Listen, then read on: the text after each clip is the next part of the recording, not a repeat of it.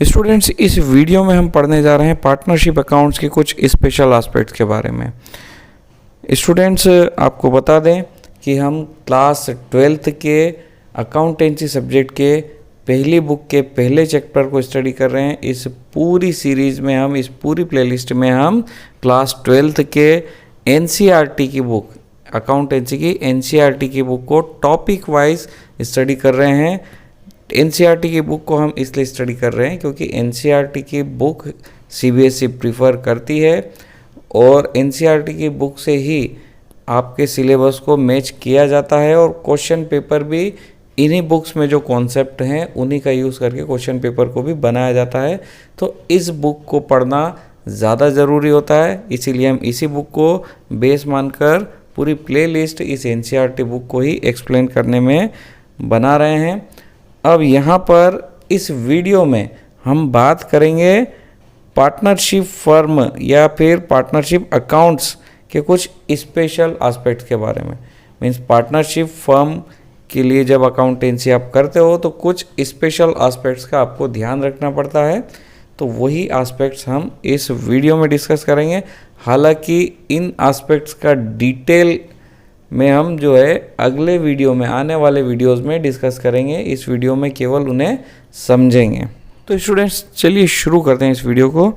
Student, जैसा कि आप सभी को पता है, आप सभी ने क्लास 11th में सोल प्रोप्राइटरी बिजनेस की अकाउंटिंग की थी। वहाँ पर जो ट्रीटमेंट्स आपने किए थे वही ट्रीटमेंट्स पार्टनरशिप अकाउंट्स में भी किए जाते हैं, वही रूल्स एंड रेगुलेशन यहाँ भी फॉलो किए जाते हैं। बट कुछ केसेस डिफरेंट होते हैं, कुछ चीज़ों का आपको अलग से ध्यान रखना पड़ता है, कुछ अकाउंट्स अलग से बनाने होते हैं। तो उन चीज़ों को हम कहते हैं special aspects of partnership accounts. Means partnership account के कुछ स्पेशल एस्पेक्ट्स। तो वन बाय वन उन्हें हम यहाँ पर समझते हैं। इसका डिटेल में हम आने वाले वीडियोस में समझेंगे। अभी ब्रीफली हम थोड़ा थोड़ा सभी के बारे में जान लेते हैं। पहला पॉइंट है maintenance of partners capital account. Partner के कैपिटल अकाउंट को मेंटेन करना।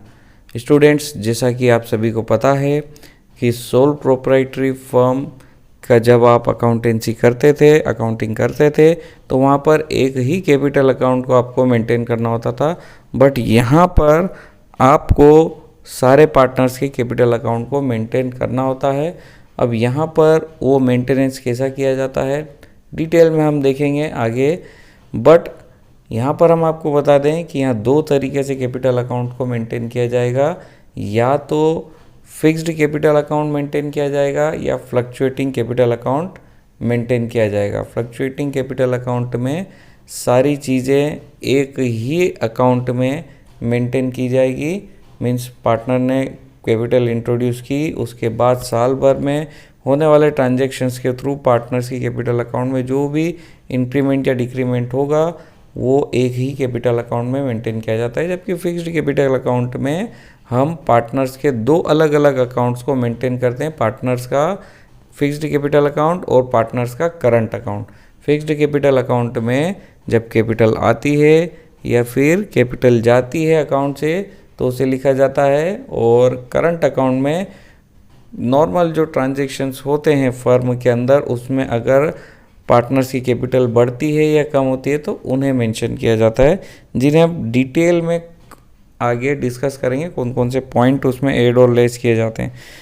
दूसरे पॉइंट की तरफ बढ़ते हैं। दूसरा पॉइंट है distribution of profit and loss among the partners. Partners के बीच प्रॉफिट और लॉस को डिस्ट्रीब्यूट करना। तो पार्टनर्स के बीच प्रॉफिट एंड लॉस को डिस्ट्रीब्यूट करने के लिए हम अलग से अकाउंट बनाते हैं जिसका नाम है profit and loss appropriation account. और उसी profit and loss appropriation account में नेट प्रॉफिट के अंदर हम कुछ चीज़ें ऐड करते हैं, कुछ चीज़ें लेस करते हैं। उसके बाद जो प्रॉफिट बचता है वो डिस्ट्रीब्यूटेबल प्रॉफिट होता है पार्टनर्स के बीच में, और उसी प्रॉफिट को हम पार्टनर्स में डिवाइड करते हैं, अप्रोप्रिएट करते हैं, बांटते हैं। तीसरा पॉइंट है adjustments for wrong appropriation of profits in the past.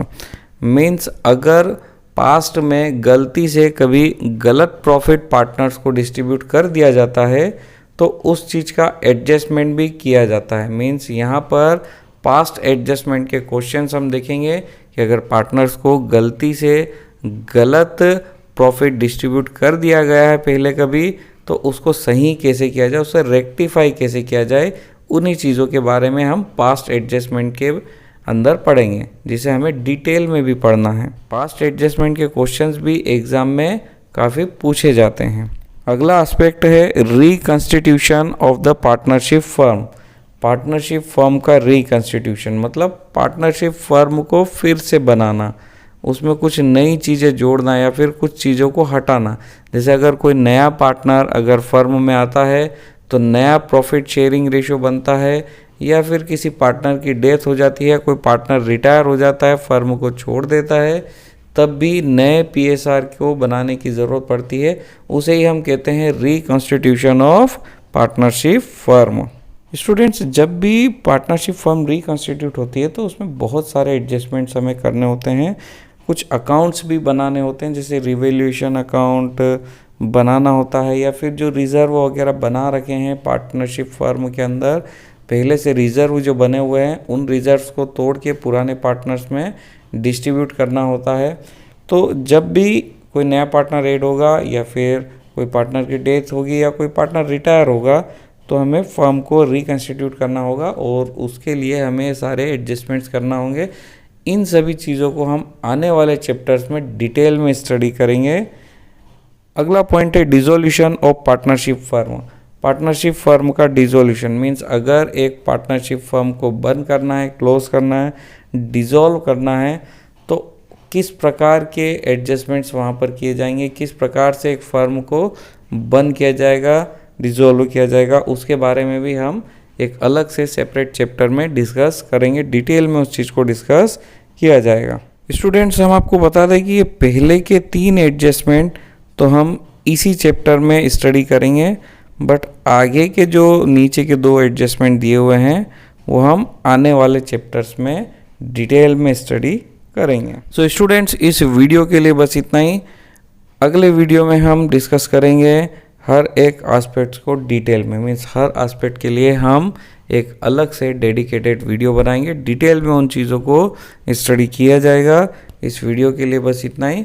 Students, अगर ये वीडियो आपको अच्छा लगा है तो आप इस वीडियो को लाइक कर सकते हैं, अपने दोस्तों के साथ शेयर कर सकते हैं, और चैनल के साथ जुड़े रहने के लिए आप चैनल को सब्सक्राइब कर सकते हैं, ताकि जब भी हम वीडियो अपलोड करें तो आपको सबसे पहले नोटिफिकेशन मिल जाए। सो स्टूडेंट्स, हम मिलते हैं आपसे अगले वीडियो में। तब तक के लिए जय हिंद, जय भारत।